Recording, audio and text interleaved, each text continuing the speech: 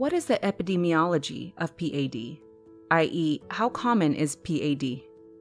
What is the epidemiology of PAD? Well, that means how much PAD is out there. How many people have it? Is it going up, down, or sideways? So, unfortunately, PAD, or peripheral arterial disease, which is arterial occlusive disease of the lower extremities, where the leg arteries become narrowed and start getting blocked or occluded.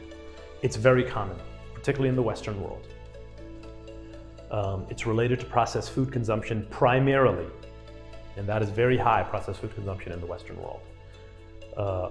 Approximately 3% of the population in America has peripheral arterial disease, 3 out of 100 people.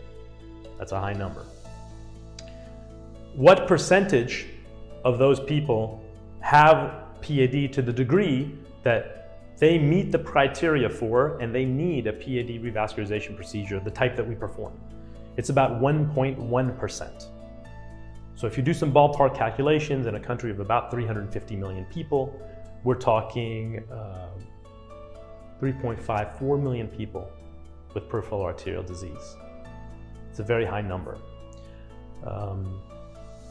If peripheral arterial disease is not detected early and treated, in most patients it will get worse, okay? So here's the natural course. Natural course means what happens to disease if nobody does anything. It just continues on its way. The patient doesn't do anything to change their lifestyle, their activity, what they eat. There's no medical intervention, procedural intervention, nothing. So if you look at PAD, it starts here. It starts when you're very young, probably as a teenager in your 20s. Related to diet, lots of processed food consumption, sugar, processed carbohydrates, other processed foods, maybe smoking cigarettes. And the artery starts slowly getting blocked. It's not terrible, just a little bit, right? At this point, if you modify your nutrition, stop eating processed food, stop smoking, it can reverse. The body can clean those arteries out naturally.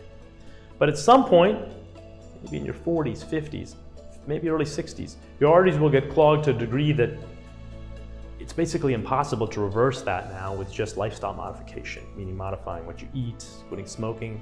At this point, you need the procedure that we offer, which is a minimally invasive, image-guided procedure. It's not a surgery. It's through a small hole in the groin. We can open up the arteries using fluoroscopy and ultrasound to guide where we're going. Okay, we can open up those arteries, restore the blood flow, and hopefully halt the progression of disease. Now, if you don't do that and it gets worse, the arteries are going to get badly occluded. They're going to get so occluded and blocked that we won't be able to do our procedure anymore. At that point, you'll need an open surgical vascular bypass. You'll have to do bypass surgery and get another vein from your body and basically do a conduit around the blocked artery. That's a more invasive procedure. If you need that, by all means, our vascular surgeon colleagues do that and they do it well. But you want to catch the disease before that so we can perform our minimally invasive procedure. Beyond that, unfortunately, many patients, if they're not treated, they will progress. And the leg arteries will have not gotten blood for a long time.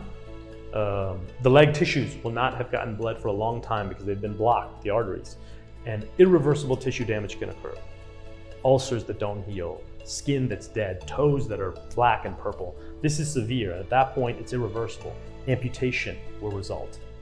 Now, this doesn't happen with 100% of patients. Some patients stop here or stop here. But many patients, this is the natural course. So we want to find this early. Hopefully you can modify it by lifestyle. Change what you eat, eliminate processed food, stop smoking, stay active. If not, beyond that, we can do our procedure and we can open up those arteries and prevent worsening of disease.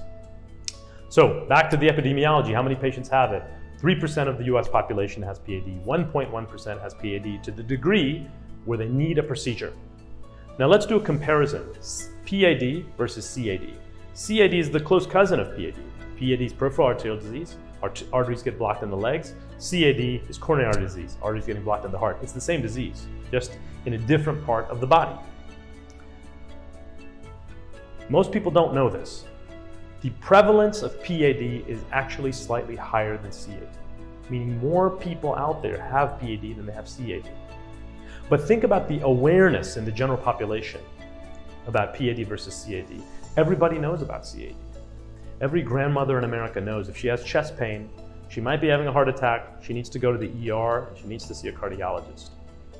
How does every grandmother know the exact management algorithm for chest pain and potential coronary artery disease? It's amazing, because the awareness, the public awareness of CAD is very high. It has been for the past 30, 40 years. Despite the fact that PAD is more common, more prevalent than CAD, the awareness is much lower. How many of those same grandmothers in America, when they have leg pain, think, boy, I might have PAD. I should go see these PAD specialist people, meaning us. Very few, unfortunately. Oftentimes, leg pain and the symptoms of PAD masquerade as something else, like arthritis, restless leg syndrome, something like that. And sometimes it could be those things, but oftentimes it's PAD. So we're talking about the epidemiology of PAD, but I need to compare it to that of CAD, because this discrepancy is worrisome for me and for all Americans. We need to be more aware of PAD, not just patients, also physicians out there. Deliberately look for PAD, look for wounds on the leg that aren't healing. That's not normal. Ask about leg pain without any other obvious cause. These two are the telltale signs: non-healing wounds and/or leg pain. If you're patient, or if you are a patient, you have any of these, give us a call, let us evaluate you. Let us see if you have PAD, and if you do, we can help treat you and open up those arteries and prevent worsening of the disease.